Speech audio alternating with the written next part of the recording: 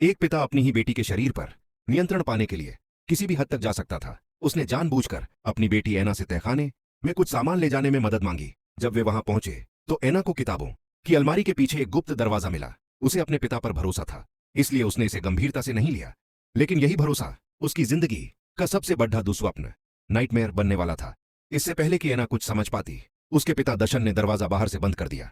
शुरुआत में ऐना को लगा कि उसके पिता शायद उसे किसी बात की सजा दे रहे हैं, लेकिन जब उसने कोने में अपने निजी सामानों से भरा एक बॉक्स देखा तो उसका डर हकीकत में बदल गया। बाहर उसकी मां परेशान थी और उसने तुरंत पुलिस को फोन किया। जब पुलिस ने दशन से पूछताछ की तो उसने बड़ी चालाकी से झूठ बोला कि ऐना शायद घर से भाग गई है क्योंकि उसका सारा सामान गायब है।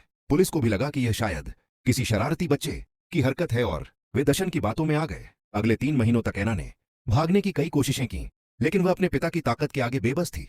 उस पर कई बार जुल्म और अत्याचार किए गए। एक दिन जब उसके हाथ में एक तेज धार वाला डिब्बे का ढक्कन लगा तो उसे उम्मीद की एक किरण दिखी। जब उसका पिता आया तो उसने आज्ञाकारी होने का नाटक किया, लेकिन जैसे ही उसने हमला करने की कोशिश की, दशन पहले से ही तैयार था। उस दिन ऐना को सबसे बुरी मार झेलनी पड़ी। देखते ही देखते समय बीतता गया। ऐना एक युवती से एक गर्भवती मां बन गई। पूरे 10 महीनों के दर्द और चीखों के बीच उसने अकेले उस तहखाने में एक बच्चे को जन्म दिया।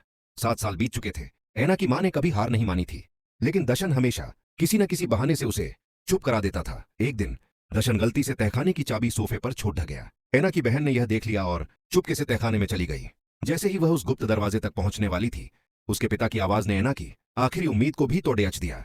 ऐना को लगा कि अब वह कभी आजाद नहीं हो पाएगी, लेकिन किस्मत को कुछ और ही मंजूर था। एक भारी बारिश के कारण तहखाने में पानी भर गया। इस मौके का फायदा उठाकर ऐना ने दीवार में एक बद्धा छेद कर दिया। वह अपनी पूरी ताकत से मदद के लिए चिल्लाने लगी।